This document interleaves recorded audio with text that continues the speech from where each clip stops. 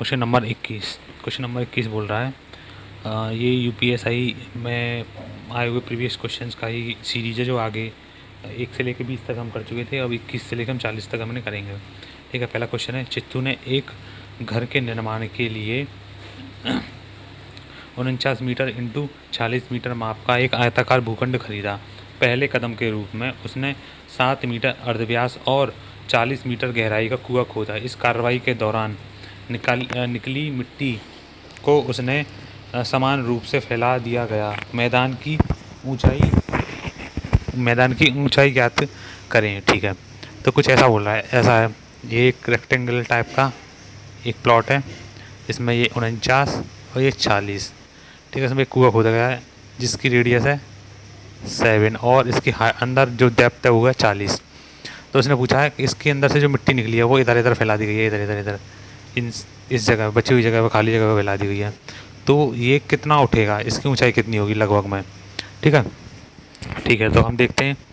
ठीक है, तो ये होगा, हम क्या करेंगे, सबसे पहले ये जो मिट्टी फैलाई गई है, ये क्या होगी, इस कुएं के अंदर से ऐसे करके कुआं होगा जिसकी हाइट 40 है, जिसकी हाइट हम कितनी है 40, रेडियस कितनी है 7।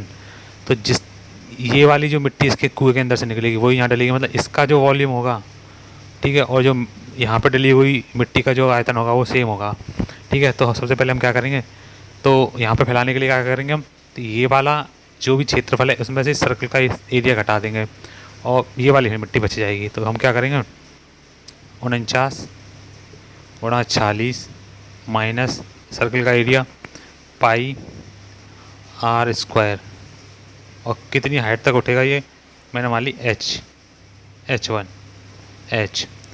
ठीक है, और ये बराबर होना चाहिए किसके, ये बराबर होना चाहिए, मैंने क्या निकाला, इस पूरे इसका रेक्टेंगल का एरिया उसमें से माइनस किया सर्कल का एरिया, तो ये वाली मिट्टी, तो ये बराबर होनी चाहिए किसके, कितनी हाइट तक, तो ये बराबर होनी चाहिए हमारे पास इस वॉल्यूम के बराबर। तो पाई r स्क्वायर इंटू एच, ये h2 दूसरा है, यहाँ पे h1। ठीक है, वैल्यू डालते हैं, 49 गुणा 40 माइनस 22/7 गुणा 7 इंटू 7 इंटू h1 बराबर 22/7 गुणा में 7 इंटू 40। ठीक है, ये 7 से ये 7 गया, बटा दिया, और ये वाला 7 यहाँ से गया। ठीक है, कोई दिक्कत नहीं। अब एक साथ यहाँ भी है, एक साथ यहाँ भी है, और एक साथ यहाँ भी है, इनको कॉमन ले लेता हूँ मैं, मतलब कॉमन का मतलब कट गए, तो ये यहाँ से गया, ये यहाँ से गया, और यहाँ बच गया 7। तो ये बचेगा 7 इंटू 46 माइनस 22 इंटू एच बराबर 22 गुणा 40। ठीक है, तो ये करेंगे तो ये आएगा 6 सत्ते 42 की 2, हाथ से लगा 4, 28 और 4 32, 28 और 4 32, तो 322 माइनस के 22 बराबर इंटू एच बराबर 22 इंटू 40। तो ये हो जाएगा 300 एच बराबर 20 गुणा 40, तो 22 गुणा 40, तो एच बराबर हो जाएगा 22 गुणा के 40 बटे में 300। इसको यहाँ से काट लेंगे। ठीक है, ये हो जाएगा h बराबर 88/30, और 3 का डिवाइड देते हैं 6, 3 एकम 3, 3 दूनी 6, अब बचेंगे कितने 2, 3 9 27, फिर 3 पॉइंट यहाँ लगा देंगे, तो ये होगी इतनी उसकी हाइट हो जाएगी। ठीक है, तो इसका कौन सा ऑप्शन ठीक है, इसका ऑप्शन नंबर ए ठीक है। अब क्वेश्चन नंबर 22 की बात करें, तो क्वेश्चन नंबर 22 बहुत ही अच्छा क्वेश्चन है। तो क्वेश्चन नंबर 22 बोल रहा है, एक छात्रावास में 50 विद्यार्थी हैं, एक छात्रावास में 50 विद्यार्थी हैं, एक छात्रावास में, क्वेश्चन नंबर 22 एक छात्रावास में 50 विद्यार्थी थे। अगर छात्रों की संख्या 10 की वृद्धि होती है तो रखरखाव खर्चा 40 रुपया प्रतिदिन बढ़ जाता है, जबकि प्रति व्यक्ति औसत रखरखाव खर्चे में 4 रुपये की कमी आ जाती है। छात्रावास का प्रतिदिन का मूल रखरखाव कितना है। ठीक है, तो ये बोल रहा है कि पहले सपोज़ बच्चे थे, सपोज का थे ही 50। अब बोल रहा है कि 10 बच्चों की वृद्धि होगी, अब हो गए 60 बच्चे। अब कितने हो गए बच्चे प्रेजेंट में? 60। ये थे पहले और ये अब। ठीक है, पहले बच्चे थे इतने और अब बच्चे कितने? 60। बोल रहा है कि तो रख रखाव प्रतिदिन इतने 40 रुपये बढ़ जाता है। मतलब अगर पहले एवरेज औसतन X रुपये खर्च कर रहे थे तो टोटल योग ऐसा है 50 व्यक्ति पहले X रुपये खर्च कर रहे थे, प्रत्येक व्यक्ति X, उनका औसत X था, उनका योग क्या होगा? 50X। अब 50X तो वो दे ही रहे हैं, प्लस 40 रुपये और एक्स्ट्रा दे रहे हैं। ठीक है, जो कि बराबर होना चाहिए। रख रखाव बढ़ जाता है, जबकि प्रति व्यक्ति औसत रख रखाव औसत में 4 की कमी आ जाती है। तो औसत में पहले X था, अब -4 हो रहा है। ठीक है, ये दोनों बराबर है। अब यहाँ इसका इंटू इसमें और इसका इंटू इसमें यहाँ पे, तो ये हो जाएगा 60X माइनस 240 बराबर 50X प्लस 40। ठीक है, तो ये वाली वैल्यू इधर जाएगी तो हो जाएगी 10X बराबर, ये प्लस है इधर माइनस, ये हो जाएगी 280। तो X बराबर कितना आएगा? 28 रुपये। X का वैल्यू कितनी है? तो उसने पूछा है ये शुरुआत में, तो शुरुआत में बच्चे कितने थे? 50। तो 50 बच्चे थे, प्रत्येक 28 रुपये दे रहे थे, तो टोटल रेवेन्यू कितने रुपये खर्च हो रहा था? 0, 8 45 की 0, 5 लगा 4, 8 दूनी 10 और 4 14, कितने रुपये खर्च हो रहे थे? 14। इसका है ऑप्शन नंबर बी। इसका आंसर कौन सा? Option number B, question number 23। चलिए अब क्वेश्चन नंबर 23 देखते हैं। क्वेश्चन नंबर 23 क्या बोल रहा है? चलो इसके बारे में हम सा देखते हैं। क्वेश्चन नंबर 23 बोला के का मान ज्ञात करें जो 5, 12, 29 और 57 में से प्रत्येक में जोड़ा जाना चाहिए ताकि वे अनुपात में रहें। ठीक है, तो हमारे पास है एक तो 5/12 बराबर, इसमें प्लस कोई x होगा, यहाँ पर भी कोई x होगा, इनका जो रेशियो होगा वही 29 प्लस x बटे 57 प्लस x का होना चाहिए। अब ऑप्शन से हम x की वैल्यू लेके देखेंगे और वो जो अनुपात सेम आएगा वहाँ हम देख लेंगे। ठीक है, अब मैं इसमें भी वैल्यू रखूँगा और इसमें, इन दोनों को कंपेयर करा के देखूँगा बार बार। ठीक है, अगर मैं x की जगह पे पहला ऑप्शन लूँगा 5, तो ये हो जाएगा पहला वाला 10 बराबर के, ये हो जाएगा 39। ठीक है, इसमें होता है 13, ये कभी भी 13 नहीं बन सकता, मतलब पहला ऑप्शन 5 गलत है। दूसरा ऑप्शन देखें हम 4, अगर हम 4 की बात करें तो 4 रखूँगा तो ये बन जाएगा 9, 5 और 4 9 बराबर, इसमें 4 रखूँगा तो ये बन जाएगा 33। तो 9 और 33 में कोई रिलेशन नहीं है, 3 कॉमन ले लेंगे तो ये 3:11 बनेगा। ठीक है, और चलो नीचे वाले को चेक करके देख लेते हैं। तो ये अगर मैं इसमें 4 प्लस करता हूँ तो ये 16, इसको हम ऐसे लेने दें 16, और 4 प्लस करता हूँ तो मैं 61। देखो ये 9 16 के अनुपात में कहीं रिलेशन नहीं बनना, ये 33 और 61 के अनुपात में। ठीक है, अब देखते हैं हम ऑप्शन नंबर 2 को लेके। अगर हम ऑप्शन 2 को लेंगे तो ये बनेगा 7 और ये बनेगा 31, दोनों प्राइम नंबर हैं, कोई भी एक बात नहीं बनेगी यहाँ पे। अब क्वेश्चन नंबर ऑप्शन 3 को लेकर देखते हैं, तो 5 + 3 मतलब ये पहला वाला ऑप्शन पहला हो जाएगा 8, 3 लिखेंगे तो 15 बराबर 3 रखेंगे तो 32 और 3 रखेंगे तो 60।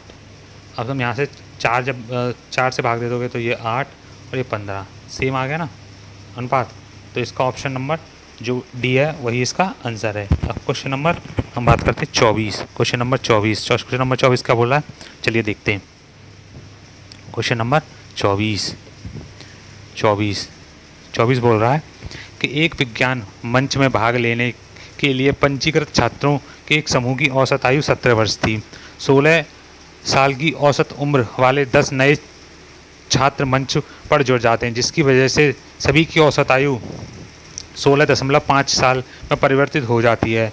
छात्रों की प्रारंभिक संख्या ज्ञात करें जिन्हें मंच के लिए पंजीकरण किया था। ठीक है, एक तो कुछ छात्र मेरे पास सपोज एक्स छात्र हैं। ठीक है, मेरे पास कितने छात्र हैं? एक्स छात्र हैं, एक्स, जिनकी की औसत आयु 17 वर्ष है। ठीक है, और 16 साल की उम्र के 10 नए छात्र। और यहाँ पर जो एक कुछ 10 छात्र हैं इन जो कि 16 साल के हैं, और इनकी आने की वजह से और एवरेज कितनी होगी 6.5। ठीक, अब देखते हैं। जो ये बोल रहा है कि पहले एक्स छात्र उनकी औसत आयु 17 थी, अब जो 10 जो नए आए उनकी औसत आयु कितनी है 16। अब इन दोनों की मिला के औसत आयु कितनी होगी इतनी 16.5। अब यहाँ से हम घटाएंगे तो ये बचेगा 0.5, 17 में से ये गया तो ये भी बचेगा 0.5। हम रेशियो बनाएंगे तो ये आएगा 1:1। और यहाँ पे 1 की वैल्यू कितनी दे रखी है 10, तो यहाँ भी 1 की वैल्यू कितनी होनी चाहिए 10। तो इसका आंसर है सी। बराबर में छात्र कितने थे 10, कितने थे 10। अब question number 25, question number 25, question number 25 की हम जरा सी बात करें तो देखते हैं क्वेश्चन नंबर 25 बोल क्या रहा है। ठीक है, क्वेश्चन नंबर 25 बोला एक दुकानदार 300 रुपये में कुछ सामान खरीदता है, अगर ऊपरी व्यय उसकी लागत मूल्य का 20% है तथा 30% लाभ कमाने के लिए किस कीमत पर उसे बेचना चाहिए। ठीक है, एक दुकानदार कोई चीज़ 300 रुपये में खरीदी तो इसकी एसीपी होगी, मतलब क्रय मूल्य, इसको हम लिख सकते हैं क्रय मूल्य। ठीक है, अब इस पे जो एक अलग से जो खर्चा हुआ वो इसका ही 20% है, तो हमें वो खर्चा जोड़ेंगे इसमें तो 20, या तो मैं इसको 120 लिख लूँ तब भी कोई दिक्कत नहीं है। और उस पर मैं इस पूरे ट्रांजैक्शन पे मुझे 30% का लाभ चाहिए, तो इंटू 130। ठीक है, अब ऐसे इंटू करना और इसका आंसर आ जाएगा। चल ठीक है, देखते हैं 1 2 जीरो गई, इस 2 से 2 जीरो गई। ठीक है, अब चलो देखते हैं 12 गुणा 13 कितना होता है। चल इंटू थोड़ा हम देखते हैं कैसे करते हैं। देखो 12 का स्क्वायर होता है, ये लिख रहा है 12। चलो देखो 12 का सीधा कर लेते हैं, कोई दिक्कत नहीं, इसको कर लिखेंगे 12 3 36 गुणा 13, 13 छिंग 78 की 8, हाँ 16 का 7, 13 3 39 और 7 40। कितने रुपये बचेगा 468 रुपये में। इसका ऑप्शन सी आंसर सही है, option C, option C. Question number 26, question number 26, question number 26 बोल रहा है कि तुम्हारे पास है 4800 रुपये का 16 सही 2/3 इंटू 16 सही 2/3, 16 सही 2/3 परसेंटेज का मतलब फिर इंटू का 0.05% का मान क्या होगा। ठीक है, चलो अब हम इसको लिखते हैं तो 8400 इंटू 16 सही 2/3 को हम लिख सकते हैं 1/6 इंटू 25 को। देखो 25 को हम कैसे 25% की वजह, ये परसेंट के साथ हटेगा 2 जीरो और आएंगी 100, और ये इस पॉइंट से पहले 2 डिजिट हैं, इसकी वजह से 2 जीरो और। ठीक है, तो हम कुछ काटना पीटना चालू कर दें। देखो 2 जीरो से 2 जीरो गई, 25 से गया 4 बार। ठीक है, और ये हो गया 6 चौक 24, इन दोनों का मिलकर 24, और 24 से इसको काटेंगे 48 को, ये आएगा 2। इसका आंसर कितना है 2। Answer is a, answer is a. Question number 27, question number 27, question number 27 की हम जरा सी बात करें। ये लासा मासा का question number 27, question number 27, question number 27 बोल रहा है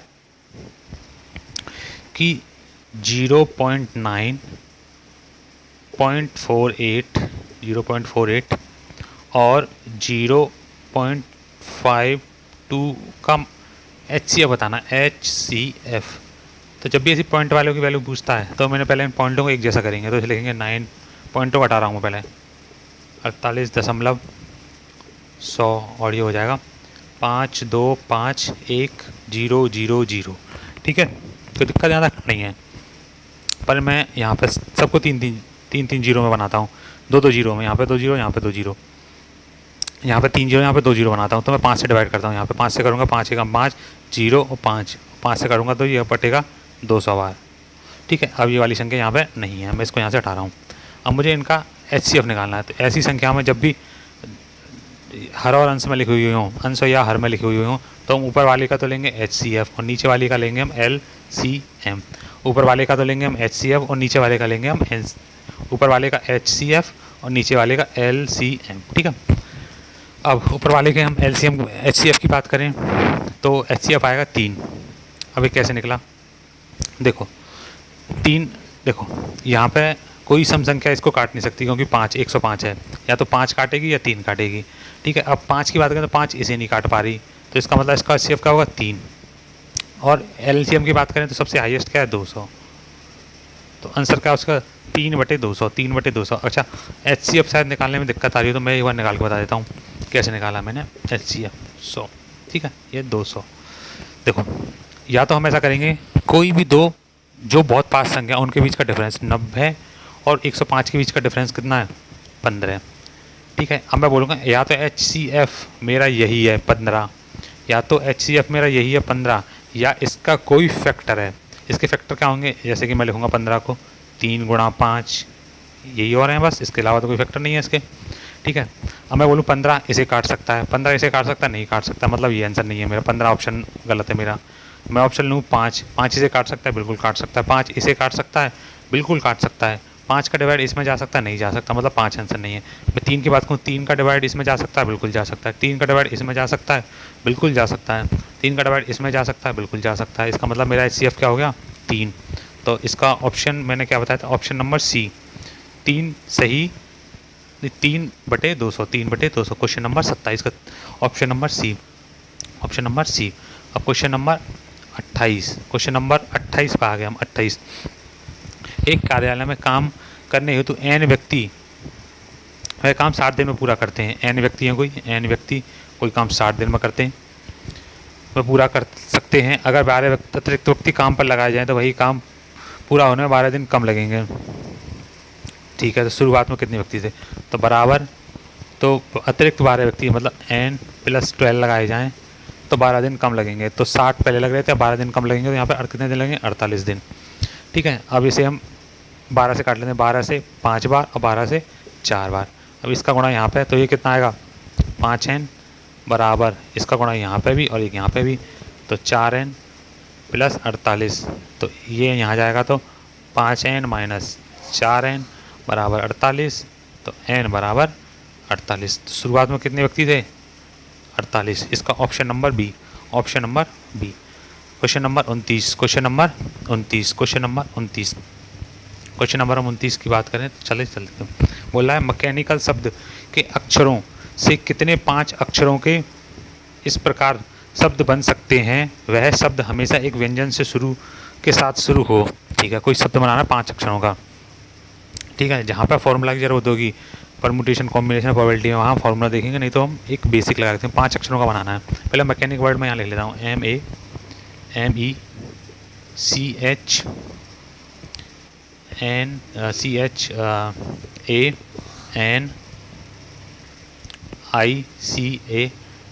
मैकेनिकल।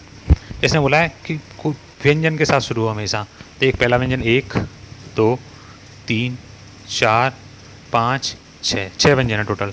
और टोटल पूरे लेटर्स की बात करूँ तो कितने 1 2 3 4 5 6 7 8 9 10, टोटल 10 हैं और 6 व्यंजन हैं, और ये कुल हैं, कुल अक्षर। ठीक है, 5 अक्षरों का 1 2 3 4 5, मैंने 5 स्थान बना लिए। ठीक है, उसने बोला कि हमेशा एक व्यंजन के साथ शुरू हो, तो व्यंजन कितने 6, तो यहाँ पर कोई भी 6 व्यंजनों में से कोई भी एक पहले नंबर पे आ सकता है, यहाँ पे आ सकता है। तो मैं इनको भरने का तरीका मेरे पास क्या है, कितने तरीके से यहाँ पे व्यंजन रख सकता हूँ 6 तरीके से। ठीक है, 6 तरीके से, कोई दिक्कत यहाँ तक नहीं। अब दूसरे स्थान पर तो कोई भी आ सकता है। ठीक है, अब यहाँ पे मैंने एक व्यंजन को यूज़ कर लिया होगा, एक व्यंजन का यूज़ कर लिया होगा। बच्चे कितने लेटर 9, उन 9 में से कोई भी यहाँ आ सकता है। अगली बार 2 यूज होंगे, देखो टोटल है तो ये 10 में से एक यहाँ यूज़ कर सका तो मतलब 9 बचे होंगे। अब यहाँ पे कितने बचे होंगे, यहाँ पे टोटल 10 हैं, 10 में से हम 2 यूज कर सके तो यहाँ पे 8 बचे होंगे, यहाँ पे 7 बचे होंगे और यहाँ पे 6 बचे होंगे। ये बीच में इंटू लगा दो। ठीक है, अब रिपीटेशन, कितने वर्ड ऐसे हैं जो रिपीट हुए हैं। एक तो देखो, एक ये C1 और एक ये C, एक बार तो C ये आया, ये A और ये वाला A, मतलब एक बार तो C, मतलब यहाँ पे हमें तो C 2 बार होगा तो 2 फैक्टोरियल डिवाइडेड बाय, पर एक बार और 2 फैक्टोरियल।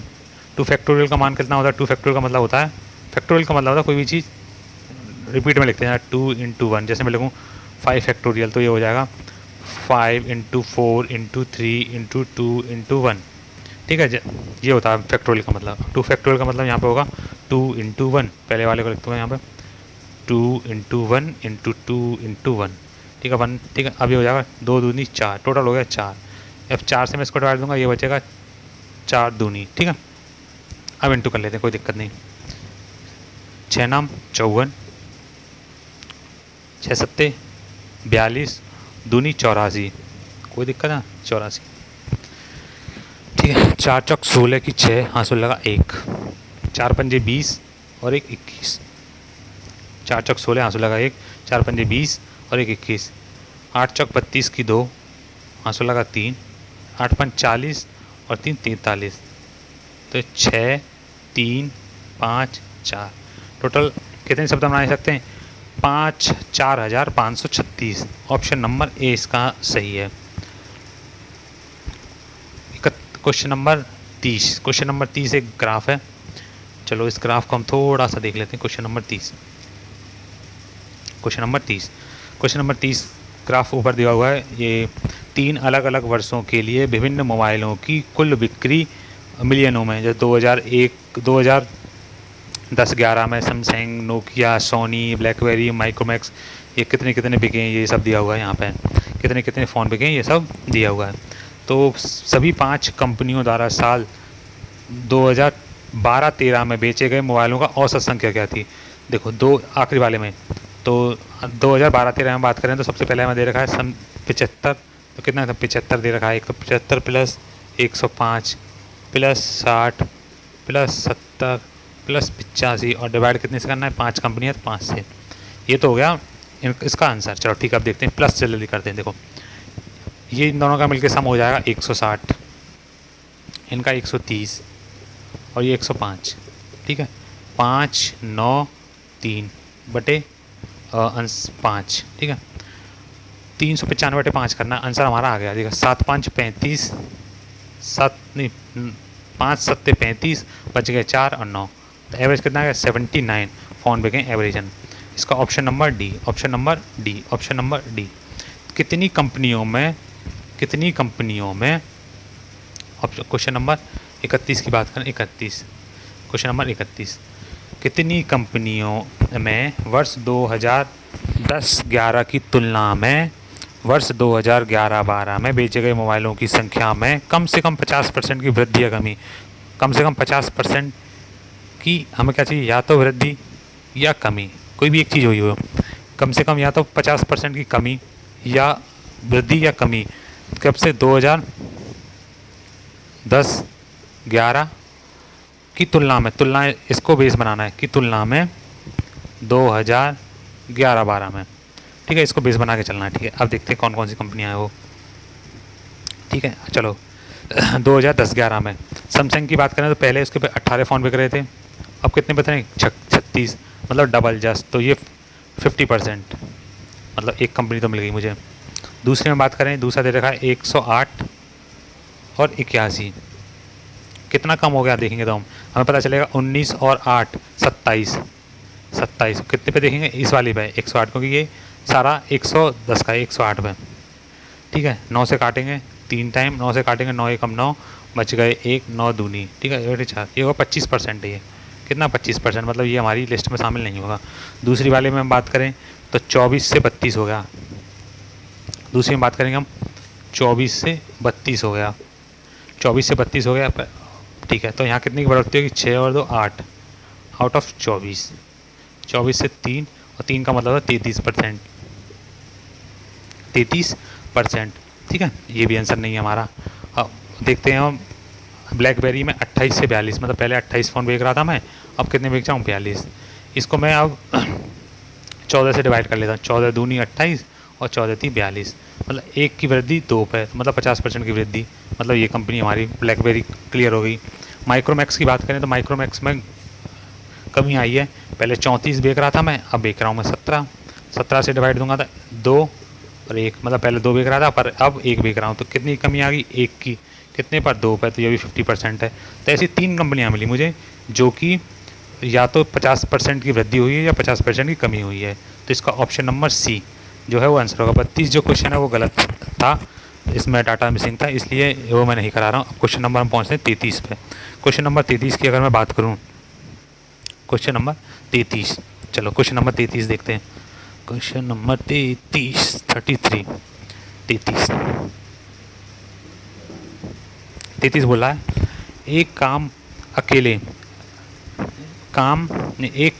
ए 8 दिन में पूरा कर सकता है, जबकि बी उसी काम को 10 दिन में। ए कोई काम और एक बी है, ये 8 दिन में और ये 10 दिन में, ठीक है, कर सकता है। अगर वे दोनों एक साथ मिलकर इसे काम को करते हैं तो उनके लिए उन्हें 900 रुपये मिलते हैं। कितने रुपये मिलते हैं? 900 रुपये, 900 रुपये मिलते हैं। इसमें क्रम से ए और बी की हिस्सेदारी ज्ञात करें और यह भी ज्ञात करें कि इस काम को पूरा करने में वो कितने दिन लेंगे, ठीक है। एलसीएम 40, 5 बार और 4 बार। पैसे बचते हैं हमेशा। किसने टोटल कितना काम, मतलब कितना वर्क किया है, ठीक है। अब इसने कितना वर्क किया, इसकी एफिशिएंसी कितनी है 5 और इसकी कितनी है 4, तो टोटल 9 यूनिट काम किया दोनों ने मिलकर। यहाँ लेंगे 9 से भाग, तो ये आ जाएगा कितना 100।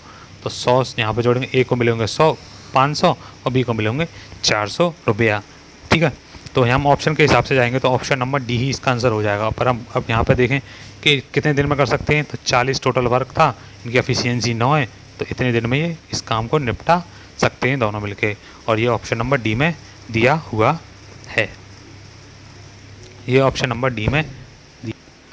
क्वेश्चन नंबर 34 ये बोला सितंबर 2015, 15 सितंबर 2212 को हफ्ते का कौन सा दिन होगा, ठीक है। ये पूछ रहा है कि बुधवार, गुरुवार, शुक्रवार, मंगलवार, ठीक है। इसको करने का एक शॉर्टकट है वो, पर मैं अभी यहाँ नहीं बताऊँगा, कभी एक सेपरेट वीडियो बना के बता दूंगा। पर इसको हम सॉल्व कर लेते हैं। उसमें क्या होता है कि मंथ्स के कोड होते हैं और इनके कुछ कोड होते हैं सदियों के, तो बस उससे हो जाता है।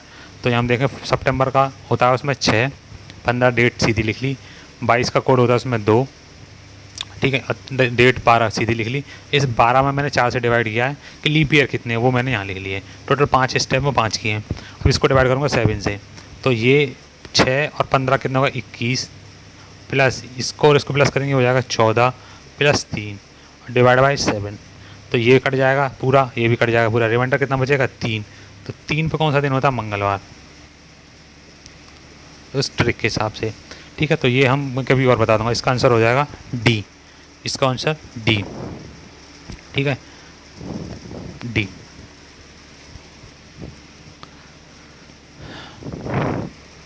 क्वेश्चन नंबर 36, क्वेश्चन नंबर 36 बोल रहा है पवन महेश को 2400 रुपये 3 साल के लिए और जॉन को 3600 रुपये 5 साल के लिए ब्याज की समान दर पर कर्ज देता है। पवन को ब्याज के रूप में कुल रकम 1200 रुपये मिली, तो ब्याज का अनुमानित दर क्या है, ठीक है। तो बोल रहा है कि पवन है, यहाँ पे उसे इतने रुपए दिए उसने 3 साल के लिए, और रेट है यहाँ पे कोई आर ले लिया मैंने, डिवाइड बाई 100, यहाँ से कुछ पैसे मिले, प्लस 3600 रुपये इंटू 5 साल के लिए, और यहाँ पे भी सेम ही रेट है, तो यहाँ पे मैंने आर लिख दिया, डिवाइड बाई 100 क्योंकि परसेंटेज है। और टोटल रुपए मुझे कितने मिले, ये यहाँ से आर के वैल्यू निकालते हैं, तो ये 2 जीरो से ये 2 जीरो, यहाँ से 2 जीरो, ये हो जाएगा 72 आर प्लस, और ये हो जाएगा 180 आर बराबर 1200। इन दोनों को प्लस करेंगे तो 152 आर बराबर 1200, तो आर बराबर 1200 बटे 25, ठीक है, ठीक है। चलो 6 से काटते हैं, 6 दूनी एकम 6 एकम 6 दूनी 200, यहाँ लिख देंगे 6 दूनी 12 मतलब 200, 6 से 6 चौक 6 एकम 6 दूनी 12, 6 चौक 24 और 6 दूनी, ठीक है। अब 2 से काटेंगे 100, इसे हम जहाँ से 2 से काट के यहाँ लिखूँगा, 2 से काटेंगे 100, 100 बटे 21, ठीक है। अब अप्रॉक्स में वैल्यू पहुँचानी है। वैसे हम देखेंगे तो वैसे डिवाइड दे लो या तो 21 चौका 84, क्योंकि 21 पंजे 105 होते हैं, बच गए 16, तो और फिर 1 जीरो बढ़ा लो पॉइंट लगा के, तो 21 गुणा 7, 7 1 4, क्योंकि 5 कर 8 करूँगा तो 16 हो जाएगा, तो ये 7 आएगा यहाँ पे। तो ये 7 से 4.7 से स्टार्ट होने वाला ऑप्शन है डी, तो इसका ऑप्शन क्या होगा? D, option number D. Question number 37 बहुत ही अच्छा क्वेश्चन है, क्वेश्चन नंबर 37। चलिए देखते हैं क्वेश्चन नंबर 37। क्वेश्चन नंबर 37 ये बोला है कि थियागो को 5 विषयों में औसतन 50% अंक मिले हैं और वे अंक 20, 18, 16, 14 और 12 के अनुपात में हैं। अगर उत्तीर्ण जो अंक है वो अधिकतम अंकों का 60% है। अगर जो पासिंग मार्क्स है वो जो भी टोटल मार्क है उनका 60% है। उस टोटल मार्क का मतलब जो भी, जैसे 100 नंबर का पेपर है तो 100 नंबर में से 60 नंबर पर पास हो तुम, और प्रत्येक विषय के समान अधिकतम अंक है। परीक्षा में कितने विषयों में अनुत्तीर्ण रहा है, मतलब फेल कितने में रहा है? टोटल 5 है, उनमें औसत एक को मिले 20 मिले, 18 मिले रेशियो, 16 मिले, 14 मिले और 12 मिले। ठीक है, अब देखोगे तुम थोड़ा देखोगे तो यहाँ पे +2 हो रहा है, यहाँ पे +2 हो रहा है, यहाँ पर भी तो +2 हो रहा है। एक तो तरीका ये, इन सबको प्लस करो और 5 से भाग दोगे तो तुम्हारे पास औसत आ जाएगा। इन सबको प्लस करो और यहाँ पे 5 से डिवाइड करेंगे तो यहाँ आ जाएगा औसत। ठीक है, औसत कितना आएगा? 16। ठीक है, अब मैं इस 16 की वैल्यू दे रखी है 50%, क्योंकि बोला कि औसतन 50% अंक प्राप्त किए हैं, पर हम रेशियो में देखेंगे तो 16 और परसेंटेज में देख रहे हैं तो कितने मिल रहे हैं? 50, मतलब 16 की वैल्यू 50 है। ठीक है, अब मैं 2 से भाग दे दूँगा तो 8 की वैल्यू कितनी हो जाएगी? 25। ठीक है, और 4 से डिवाइड दे दूँ तो 2 की वैल्यू कितनी हो जाएगी? यहाँ भी 4 से दे दो, 4 छिंगे, हाँ सही है, 4 से 4 छिंगे, बच गया 1.25, ये हो जाएगी। ठीक है, हाँ ठीक है, मतलब 2, जब भी हम 2 यूनिट बढ़ेंगे या घटेंगे तो वो परसेंटेज में कितने घटेगी या बढ़ेगी? 6.25, 6.25। अब मैं तुमसे ये बोलूँ कि इस 16 की वैल्यू तो मुझे 50% दे रखी है। अब मैं यहाँ -2 करूँगा तो इसमें से 6.25 करने पड़ेंगे, सही बात है ना? तो मतलब पहले से वो यहाँ तो 16 पे भी फेल ही है वो, क्योंकि 60% अंक चाहिए, तो मतलब एक तो फेल यहाँ मिल गया, एक फेल यहाँ मिल गया और एक फेल यहाँ मिल गया, क्योंकि इससे तो कम होंगे। अब यहाँ पे पहुँचूँ तो यहाँ पे मुझे ये प्लस करने पड़ेंगे कितने? 6.25, तो ये हो जाएगा 56.25। ठीक है, तो इस पे भी फेल है, यहाँ पे भी फेल है, और यहाँ पे भी फेल है, यहाँ पे भी फेल है और यहाँ पे भी फेल है। अब दोबारा से यहाँ पे फिर आने के लिए मैं करूँगा 56.25 में 6.25, 0, 5, 12 और 1 13, 6 63, मतलब यहाँ पे तो वो पास है, यहाँ पे क्या है? पास, मतलब 1 में पास है, बाकी 4 में क्या है? फेल है, 4 में फेल है, मतलब इसका ऑप्शन नंबर सी इसका सही आंसर है।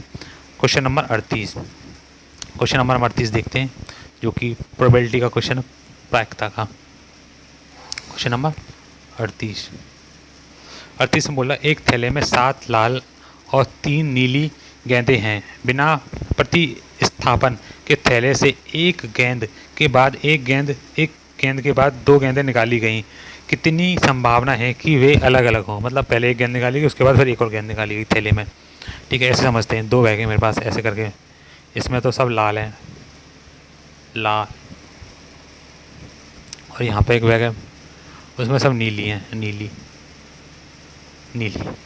सब नीली गेंदें हैं। ये तो 7 गेंदें टोटल और ये 3 गेंदें हैं। ठीक है, तो दोनों अलग अलग अंक की हो। पहली बार मैंने हाथ डाला तो सपोज 7 में से ये वाली गेंद निकली, तो यहाँ मेरे पास क्या होगा? कोई भी 7 गेंद में से कोई भी एक गेंद निकल सकती है। दूसरी बार मैं हाथ डालूंगा बैग में तो ये वाली गेंद निकालनी है, क्योंकि अलग अलग निकालनी है मुझे गेंद, तो 3 में से कोई भी एक निकल सकती है। ठीक है, और इन दोनों की प्रोबेबिलिटी कि 10 में से कोई भी 3 गेंद, 10 में से कोई भी 2 गेंद, ये प्रोबेबिलिटी, प्रायिकता, मतलब टोटल आउटकम्स कि कितने तरीक़ों से हम गेंद को निकाल सकते हैं।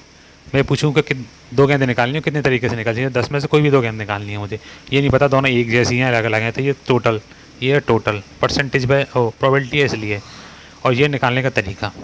तो इसका मतलब कहते हैं NCR, इसका मतलब होता है n factorial divided by r factorial और n माइनस r फैक्टोरियल। ठीक है। NCR का मतलब क्या होता है? n factorial r factorial n minus r factorial. ठीक है, तो इसको मैं एक बार खोल के दिखा देता हूँ, इसके बाद हम कभी खोलेंगे नहीं, सीधे मैं ट्रिक बताता हूँ। इसका अब फैक्टोरियल की हम थोड़ी देर पहले देख ही चुके हैं। जैसे मैं लिखूँ 4 फैक्टोरियल, इसका मतलब होता है 4 इंटू 3 इंटू 2 इंटू 1, ये होता है इसका मतलब। ठीक है। 7 फैक्टोरियल, इसका मतलब होगा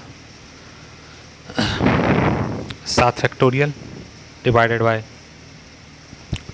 r फैक्टोरियल का मतलब 1 फैक्टोरियल माइनस n फैक्टोरियल का मतलब 7 माइनस 1 फैक्टोरियल, तो ये हो जाएगा 7 फैक्टोरियल डिवाइडेड बाय 1 फैक्टोरियल गुणा में 6 फैक्टोरियल।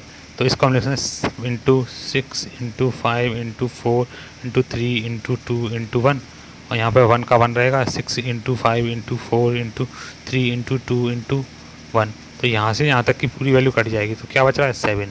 ठीक है, क्या बच रहा है? 7। अब हमको अब यहाँ पे एक ट्रिक मैं ये बताता हूँ समझने वाली, कि इस सी के बाद कितना क्या लिखा हो, सी के नीचे क्या लिखा हो? 1, तो इस 7 को 1 तक ले जाओ बस, ऐसे लिखेंगे 7 1 तक, तो अपॉन 1।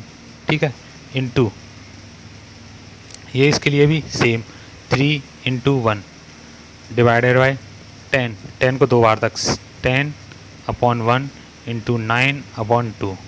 ठीक है, तो ये तो पहुंच जाएंगे यहाँ और ये पहुंचेगा वहाँ, तो लिखेंगे 7, ये पहुंचेंगे यहाँ और ये पहुंचेगा यहाँ। ठीक है, into 3 into 2 divided by 10 into 9।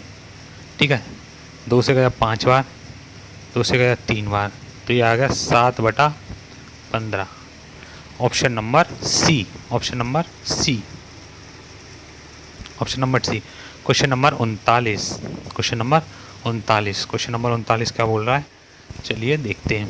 Question number 39 बोल रहा है कि एक अनुबंधन को 92 दिनों में पूरा करने के किया जाना है। बराबर कार्य क्षमता वाले 260 व्यक्तियों को उस काम पर लगाया गया, जिसमें प्रत्येक दिन 16 घंटे काम करते हैं। 66 दिन के बाद यह पाया गया कि काम का 4/7 भाग पूरा हो गया है। पहले से ही काम कर रहे व्यक्तियों की समान कार्य क्षमता वाले कितने अतिरिक्त व्यक्तियों को तैनात किया जाए ताकि काम पूरा हो जाए? यदि प्रत्येक व्यक्ति अब 18 घंटे काम मतलब पहले कोई ग्रुप था जो कि अभी एक दिन में 1 चीज़ या 2 चीज़ मतलब एफिशिएंसी उनकी सेम थी। 260 व्यक्ति थे जिन्होंने ठेका लिया कि काम को 92 दिन में पूरा कर देंगे, पर 66 दिन बाद यही पता चली कि साहब काम तो खाली 4/7 भाग ही है पाया, मतलब टोटल अगर 7 चेयर बनानी तो वहाँ 4 ही चेयर बन पाई हैं जी कहानी। तो और कितने व्यक्ति लगाए जाए जो कि काम में समय पलटना दें? ठीक है, पहले 260 व्यक्ति है जो कि 92 डेज में करते, पर उन्होंने काम कितने दिन करा? 66 दिन। और एक दिन में कितने घंटा काम करें? 16। 66 दिन में करेंगे इतना काम, और जहाँ जी 4/7 काम कर पाएँ। बराबर एक दूसरा ग्रुप है जो कि 260 प्लस एक्स ग्रुप है, मतलब 260 तो पहले व्यक्ति है ही है, अब एक्स और आ गया हमें व्यक्ति, यहाँ में एक्स और आ गया हमें व्यक्ति। ठीक है, पर ये कितने दिन काम करेंगे? टोटल काम होने चाहिए 92 डेज़ में, जहाँ 66 दिन ही कर चुके हैं, तो बच गए 26 दिन। 26 दिन काम करेंगे ये, और ये 18 घंटा काम करें रोज़। तो यहाँ पे काम कितना बचा हुआ है? 3/7। ठीक है, यहाँ 7 थे, ये 7 गया, ये 26 तक गया 10 बार, और 26 थे 26 गया। ठीक है, 6 तक गए 11 बार, 6 तक गए 3 बार, और 3 तक गए 3 बार, 4 बार। ये जाएगा 44 0 बराबर 260 प्लस एक्स, ये इधर जाओगे तो माइनस 444 माइनस 260 बराबर ये है गए 40 जी बच गए, 240 भू तो जी है 140 भू, तो ये गए 180। तो x का मान कितना है? तो x बराबर 180। पहले व्यक्ति कितने लगे हुए यहाँ पे था? 180 व्यक्ति, जो कि ऑप्शन नंबर ए में दिया हुआ है। क्वेश्चन नंबर 40, क्वेश्चन नंबर 40 की बात करें तो क्वेश्चन नंबर 40 क्या है देखते हैं। क्वेश्चन नंबर 40 बोल रहा है 72 किलोमीटर घंटे की रफ्तार से चल रही एक ट्रेन 54 किलोमीटर घंटे की रफ्तार से चल रहे एक मोटरसाइकिल को 1 मिनट में आगे निकल जाता है ट्रेन की लंबाई। ठीक है, ट्रेन कुछ ऐसी होती है लंबी थोड़ी, मोटरसाइकिल कोई ऑब्जेक्ट है, सेम यहाँ पे खड़े हुए हैं, यहाँ पे। ठीक है, इसकी तो चाल दे रखी है मुझे 72 कितनी दे रखी है? 72 किलोमीटर पर आवर। इसकी देर की 54 किलोमीटर पर आवर। इसने बोला है कि ट्रेन ऐसे चल रही है, ऐसे चलेगी, ऐसे चलेगी, ऐसे करके चलेगी, ऐसे करके। तो ये इस पॉइंट को पार करने में या इस मोटरसाइकिल को पार करने में कितना मिनट ले रही है? 60 सेकंड ले रही है। मतलब 1 मिनट का मतलब कितना? 60 सेकंड। तो अब यहाँ पर रिलेटिव स्पीड लगेगी, क्योंकि जो हम बात करें क्या बोलें ट्रेन की, वो भी ऐसी जा रही है, और कार की बात करें वो भी ऐसी जा रही है, और मोटरसाइकिल वो भी ऐसी जा रही है। तो इसकी गति कम है और इसकी गति ज़्यादा है, तो ये वाली जो है वो इसको कुछ टाइम बाद पार कर जाएगी। ठीक है, वो हमें दिया हुआ है। पर यहाँ रिलेटिव स्पीड कितनी आ जाएगी? 72 माइनस 54 बराबर 18। ये किलोमीटर पर आवर में है। ठीक है, किलोमीटर पर आवर में। तो इस किलोमीटर पर आवर को मैं बनाऊँगा मीटर पर सेकंड में, क्योंकि सेकंड में आंसर है। तो मीटर पर सेकंड में 18/5/18 गुणा 60, क्योंकि ये मिनट में, इस सेकंड का इंटू कर दिया। यहाँ पे मेरे पास डिस्टेंस आ जाएगा। तो 18 से 18 गए, 5 का गुणा करेंगे, d बराबर 300 मीटर। तो कितने मीटर की वो ट्रेन है? 300 मीटर की। इसका ऑप्शन नंबर सी, इसका जो आंसर है वो है ऑप्शन नंबर सी। ठीक है, चलिए दोस्तों, अब हम अगला बैच नंबर 2 करेंगे कुछ। ठीक है, चलिए, धन्यवाद। अगर अच्छा लगा तो प्लीज़ सब्सक्राइब।